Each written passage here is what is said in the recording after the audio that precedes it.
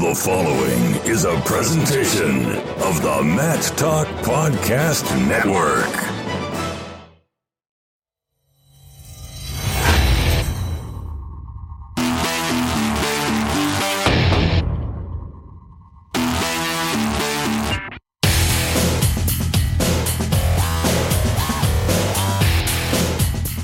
On Sunday, the eyes of the wrestling world were on two places, Ames, Iowa, and Little Rock, Arkansas. When it comes to wrestling, one of those places is not like the other. While one saw over 11,000 fans come into the Hilton Coliseum in Ames, Iowa to witness one of wrestling's greatest in-state rivalries, just under 1,500 fans came to the Jack Stevens Center to witness college wrestling, many for the first time, as the Trojans of the University of Arkansas at Little Rock wrestled the first duel in school history. This is the Short Time Wrestling Podcast, and I'm your host, Hall of Fame wrestling writer, broadcaster, and announcer Jason Bryant. And I had the privilege of being in Little Rock to witness the birth of another Division I wrestling program. While Little Rock isn't the only new program launching this year at the Division I level, its presence in Arkansas makes it the most unique, and probably one of the most unique wrestling stories in wrestling history. I've been documenting the story from start to finish with Rocked Up, a serial podcast here on the Mat Talk Podcast Network. Season 1 of that show ends with how this one begins. You can go back and listen at getrockedup.com.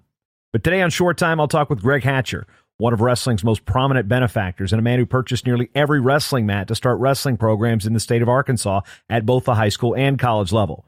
I'll also talk to George Lee, the athletic director at Little Rock. Lee's been with Little Rock as a student and then an employee and then as an administrator since the 1980s. He was witnessing history that was set in motion by a previous AD. Then I'll talk with Neil Erisman, the head wrestling coach and someone who spent over a year and a half waiting for this moment to finally become a reality. It's the news, reviews, previews, and interviews from in and around the world of wrestling. The build-up and anticipation are in the rear view. Little Rock Wrestling is a reality, and it's today's featured story. So now I take you back in time to Little Rock, November 24th, 2019, because you've always got time for Short Time. Now with Athletic Director George Lee after the first wrestling duel in Little Rock history. Mr. Lee, your impressions of what you saw this afternoon here at Jack Stevens Center? I thought it was fantastic. We had a great crowd, a lot of high school kids in here from different places across the state, a lot of fans in here, first-time people, had not probably ever seen wrestling in their life, trying to figure out what's going on, but it was really, they were enthusiastic and it was really exciting. I mean, I think the kids really loved it. So. Thought it was kind of fitting that Connor Ward was the first one out of the chute. He was the first one here. He was the first one to buy in. And, what was it like to watch these guys that you've only seen practice finally get out there and compete, win or lose? It was so exciting for them because I've got to watch them practice a little bit. I've only been the athletic director for about a month now. But, in that time and before then, I've met some of the student athletes, not all of them yet, but they're so passionate about what they do, and it's excited to have another opportunity that 2-3 years ago didn't exist for them. And have the opportunity to do something at the Division I level that there's not very many schools out there that do. So it's great for them. It's great for the kids. Has the gravity of the situation, what this means to the sport of wrestling, set in yet? I mean, you're not coming from a wrestling background, but the country's buzzing about this. I don't think it has for us because I don't think we understand what is really going on out there nationwide. I think it's probably more on the national radar than it probably is here in Little Rock and probably even the state of Arkansas. But, I think we will start to see that as more teams come in here for more dual matches over the rest of this year. As far as the atmosphere goes, you got the octagonal mat, which is very unique amongst college wrestling or of any level. The only other place you really see it's the Olympics. So, the experience here at the Jack Stevens Center, I mean, there's going to be bigger crowds in the future. What are you now? You were optimistically scared going in. What are you now? I'm completely optimistically hopeful that we will continue to do this as we continue to bring more teams in here. I think kids will see what happened at this first meet here. They'll be telling their friends about it, kids around the state that came here. I think, the kids that maybe didn't have a chance to come tonight, they will really be excited when they get their turn to come here. So I think it's fantastic. I think it's going to keep going up. Well, Ozarks is a Division III institution and not typically competing with Little Rock in many sports. What was it like for the first one? It was an Arkansas institution. That's also, Greg Hatcher helped start. That was the first one. It was another Arkansas school. Well, that was the thing that was really cool about it. If it had been some other school from Iowa or Missouri, it wouldn't have been quite as special, but you get two Arkansas schools together out of, there's only three of us, but two Arkansas schools that both Greg Hatcher started, both of them. It's really been fantastic to see, from their side of it. I met their coaches today too for the first time. And so I think it's just going to keep going up, If you were to put a letter grade on this, A to C, we're not going D or F, because this was definitely this was not below average. What would you grade this experience for you? Oh, definitely an A. I came in here, as you said, cautiously scared about this, and I'm not scared anymore at all. We had almost 1,500 people in here for a sport that hasn't existed at the college level since the 1950s, and it's only been in the high schools here for 10 to 12 years now. So, you come out here to the high school wrestling championships and you see it getting bigger and bigger every year over the last, I think, 11 years that we've hosted it. I think this is only going to make it bigger because now kids really have a Division I college that they can go to and try to attain that achievement. So I'm so happy. It's great. Following Little Rock's 34-6 win over the University of the Ozarks, the first Division I wrestling duel in Little Rock history and the first major college wrestling event that's happened since the 1950s. This predates Division I, so Little Rock, the first Division I school with wrestling here in the state. Greg Hatcher, you've been a man who's been behind the scenes and, not just behind him, but as far as a leader in creating high school and college wrestling here. You're sitting there mat side. What's going through your mind when you actually see Division I wrestling here on the mat in Arkansas? Well, first of all, I thought the announcing was unbelievable, and I say that with all sincerity because you made the match seem just like I was at Oklahoma State or something. And so that the crowd was into it. The announcing was good. You did a good job of educating people. And so I was expecting a crowd, but I wasn't expecting a crowd as big as the basketball crowds we get here at UALR. And so that was really impressive. I thought it was kind of cool to see another Arkansas wrestling program that we started, compete fairly well because we have a coach over there who's done a great job. But Neil and his team are ready. I mean, they sent 3 guys to the finals last week in their first Division I tournament. So I'm just unbelievably excited about where it's going to go from here. I think we have the right guy leading the program. I think the community's obviously behind it. I think the venue, this arena's the perfect size for a dual meet. We have the new octagon wrestling mat, which you don't see those anywhere. So I think we're on the right track, and I think being part of the Pac-12 is super exciting because we'll have North Carolina here. We'll have Arizona State here. And then I was told today that John Smith with Oklahoma State had called Neil and said, hey, your team's better than I thought they would be for a first-year program. And he's agreed to wrestle them for the next few years as well. So we're just going to be able to bring big-time wrestling to the state, and I think UALR will be there very, very soon. When it actually became a reality, there's got to be nerves. I mean, Neil said he was anxious. He wasn't nervous. He was anxious. And going in, and I mean, you've had a busy weekend with your own family, having to travel around in various sporting events. But how nervous were you coming into today? I mean, did you feel a sense of anticipation or just some general nerves about this is the first one? Well, there was no nervousness for me because I'm not in the battle, but I enjoyed watching Neil wrestle on the sidelines because his jacket only lasted the first match, and that's the fastest I've seen him move in a while. He was showing some moves. I was sitting with his wife. I said, "You need to watch Neil. That's the real match to watch." But my son's now playing football, so he played for Arkansas State yesterday. He's the starting quarterback. And had a great day. And so that's when I can barely even breathe because he can cost the whole team a game. But a couple of the guys out there wrestling, he wrestled in high school. So that was kind of neat, as well. So it's a combination of a great college program, some of our Arkansas products now being good enough to wrestle at the Division I level. And, Pat Smith and his kids are coming soon. He's like, hey, why wouldn't they go to the University of Arkansas Little Rock? There could be some fun places to go, for his kids are being the tap boys and stuff like that. So we give those kind of options. So it's really neat to know that we have an option here as well.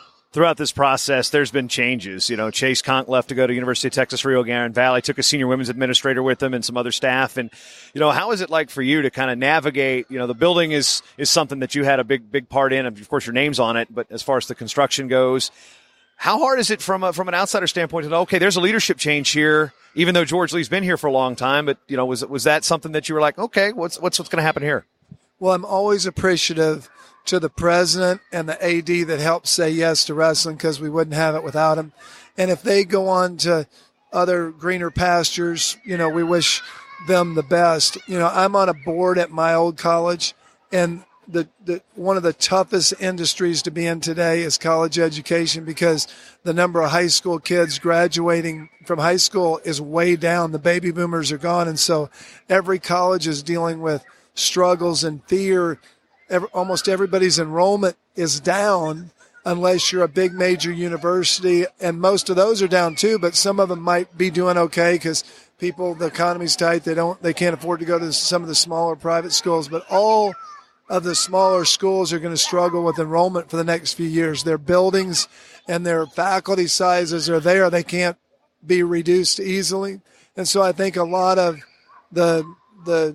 you'll see a lot of changes in a lot of universities. I insure a lot of them, and they've gone through that. But I think I'm very appreciative of those two, but the new administration at ULR is doing a great job and doing what they need to do to make it work. And I think Neil's very happy with them. And when you're a wrestling coach, you're really on your own to make that program work. I mean, he's getting the support he needs, but if you have the right coach, he'll get it done. And George Lee, the AD, has been super supportive, and our new president as well.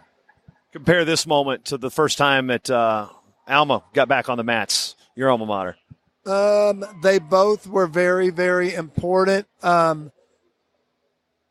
Both big and joyous in different ways, but I think obviously a Division I program is a big deal. But Alma, in their first year, they beat top 20 teams and had All-Americans, and it was really, really neat, and be interesting to see what we do here at this level. So very proud for both of them.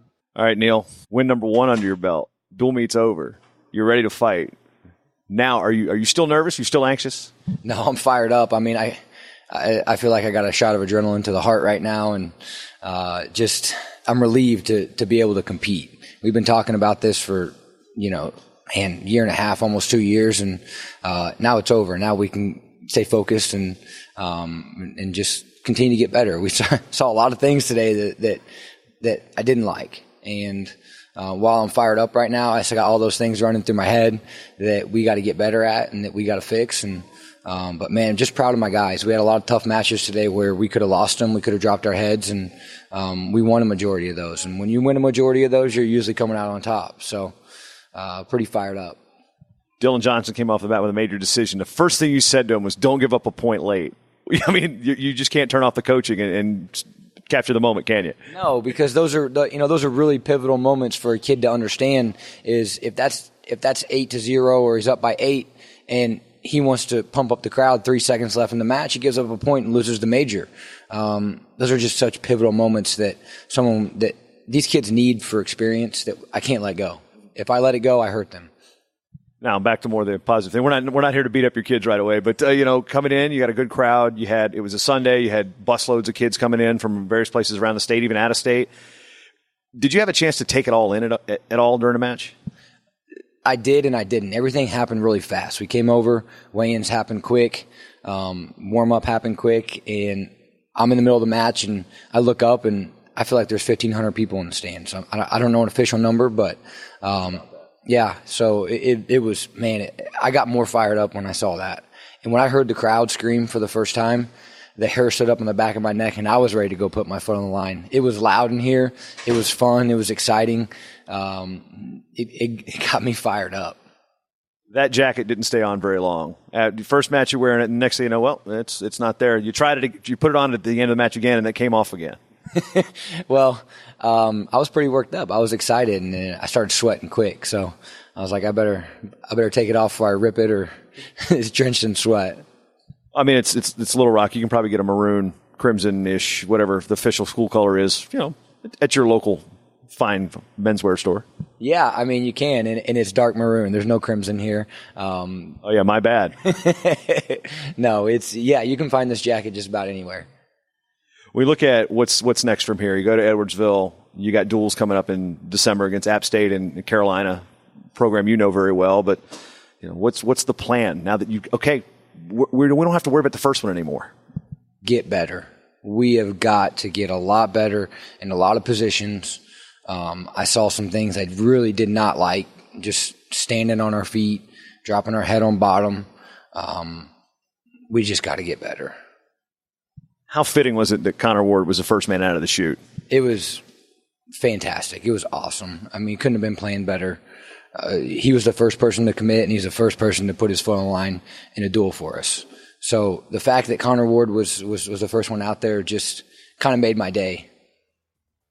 You notice, you think he was super nervous about the whole thing? Because he really didn't. It wasn't until he got the near fall points on top that, he was kind of, it was kind of 1-1, kind of really ho-hum kind of match at that point.